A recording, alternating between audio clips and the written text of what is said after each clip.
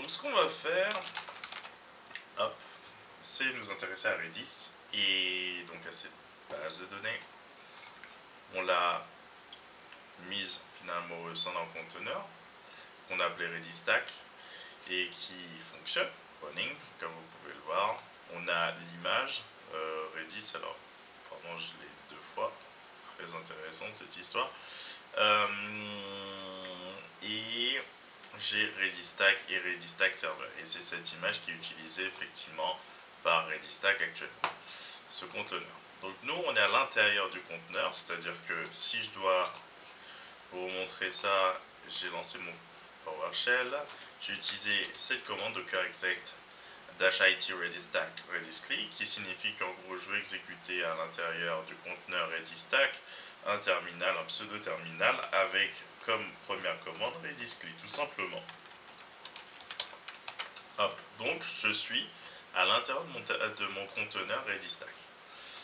Donc là maintenant je peux créer, grâce à cette petite base de données que vous pouvez voir, qui est la personnification finalement de mon conteneur tournant. Comme vous pouvez voir, effectivement, il y a un mappage de mon port 8001 avec leur port 8001. Et donc ici, c'est ce qu'on voit. Redis, hop, tag, browser, tout simplement. Donc là, je vais essayer de créer des petites choses au sein de ma base de données, différentes choses même. Donc JSON, on va essayer de créer tout simplement un petit set. On va créer clients, par exemple. Alors, c'est pas très intéressant parce que c'est pas une liste. Donc, en fait, je vais même plutôt créer d'abord pour vous une liste. Donc, comment on fait une liste? Enfin, simplement, elle push. Hein. On va pas aller trop loin. Elle push, vous créez, vous donnez un nom à votre liste. Par exemple, ce sera users et vous pushez une information en tête de liste. Donc, voilà. Et l'information, en l'occurrence, ce sera par exemple mon premier user qui sera Boris.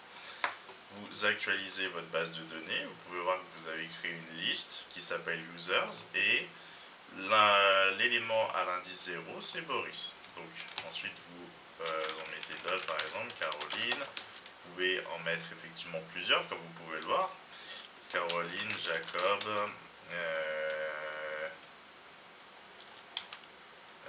Nono, Bobo. Il y a quand même 5 éléments maintenant dans la liste. J'actualise. Et hop, hop, 5 éléments. C'est pas un array, c'est vraiment une liste.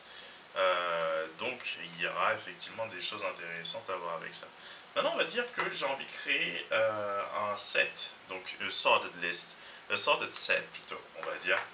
Et le truc c'est que la liste c'est beau, mais set effectivement on joue avec des valeurs uniques et donc qu'on appelle des membres. C'est une collection non ordonnée effectivement de chaînes de caractères effectivement uniques. Et donc nous on va créer un set comme ça, on va l'appeler sad, enfin c'est sad, c'est la commande pour créer, finalement pour ajouter a new member to a set, donc clients qu'on va l'appeler, puisqu'on n'a pas encore créé clients set, et là on veut mettre effectivement des petites choses à l'intérieur de ce set là. Client, on va dire premium, client premium, je l'ai appelé comme ça, et je veux mettre par exemple Boris et il faudrait mieux que je mette plutôt Boris Rose. Je vais essayer de choper ça comme ça, je vais rajouter notre Pierre Dupont,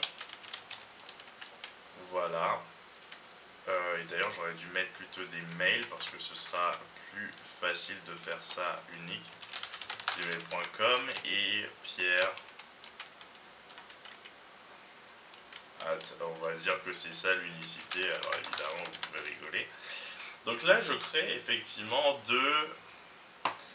deux personnes qui font partie de la catégorie de mon set Clients Premium. Donc on va actualiser ça, vous voyez Clients Premium et vous voyez effectivement que dans les membres il y a boris@gmail.com et pierre@gmail.com tout simplement. Donc là ce qu'on va faire, donc là c'est bien, on a vu la commande set pour ajouter des membres à un set. On peut effectivement enlever des membres d'un set. Hein. Si on fait set rem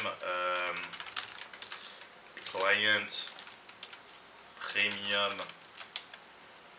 Alors, premium, je l'ai mal écrit. Et remove Pierre at gmail.com, tout simplement. Vous voyez bien qu'il y a quelque chose qui s'est passé. On actualise, il n'y a plus que boris at gmail.com. Donc ça, c'est plutôt cool. Moi, je vais remettre quand même... alors, en l'occurrence, ça risque de m'occasionner une erreur puisque Boris est déjà présent. On va remettre notre Pierre, hein, où il était très bien. Donc, vous connaissez maintenant la commande sad, la commande srem. Maintenant, on va voir sysmember. On va voir si, effectivement, une certaine personne est membre, effectivement, de ce groupe-là. Set is member. Et là, on va tester, donc en l'occurrence, c'est toujours, on interroge toujours ce set-là, Client Premium, et on va regarder si Boris at gmail.com est membre de ce club. Integer 1, on va transformer l'information, et là, vous voyez la réponse. Et là, on va faire la même chose avec Pierre, juste pour voir si, normalement, on aboutit à avoir 1. Et là, on a la réponse. On sait effectivement si un tel est membre de ce petit club, de ce petit set particulier ou pas. Donc ensuite, on va créer un autre set, parce qu'on va s'intéresser aux intersections. Donc déjà pour connaître la taille, alors c'est pas len comme user, et puis on aurait su effectivement la taille, là ça va être effectivement, vu qu'on est avec un set, ça va être scard, set card, et le truc c'est que, ou size card plutôt, et le truc c'est que ça va nous donner la size du set, et on va mettre clients.premium, et 2, on sait qu'il y a 2 membres effectivement dans le set, donc ça c'est pas une nouveauté. Ensuite je vous ai dit qu'on allait créer un nouveau set, on va mettre clients pas clients, products,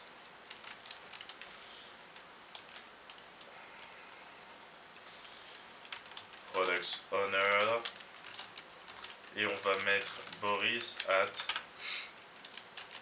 gmail.com. donc là moi je fais partie de ce set là, on va pas mettre que moi, on va mettre Caroline at gmail.com, on va mettre Olivier at gmail.com.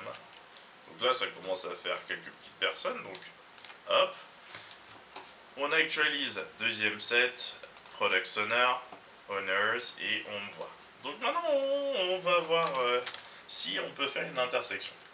Donc intern, sec intern, et là finalement comment on va présenter les choses? Bon, en fait ce qui nous intéresse tout simplement c'est de trouver les informations qui sont à la fois dans le set clients premium et à la fois dans le set clients owner. Donc aussi simplement que cela, on voit que boris@gmail.com se trouve dans les deux. Donc ça c'est plutôt cool. Ça nous donne effectivement un moyen de choper des informations assez simplement. C'est ce que je voulais vous montrer dans cette petite vidéo.